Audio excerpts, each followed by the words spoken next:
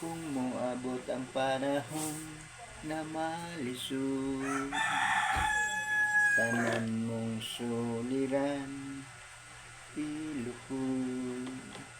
Kinulsulan mo ang tanan na kasalanan, maoy babag sa matulid mong dalan.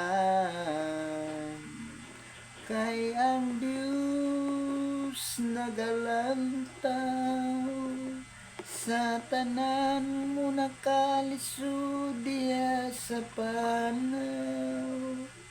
Kupti ang pagtumo bisan sa kalisod, kay siya walay hulong kanimo nakisayod.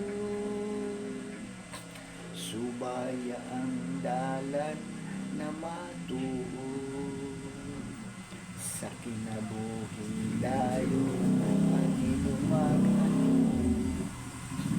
Nungsunan mo ang tanan ng kasalanan, maoy babag sa matulid mong dalan.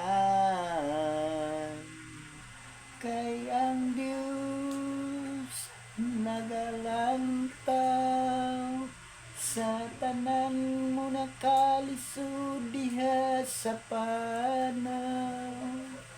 Kupti ang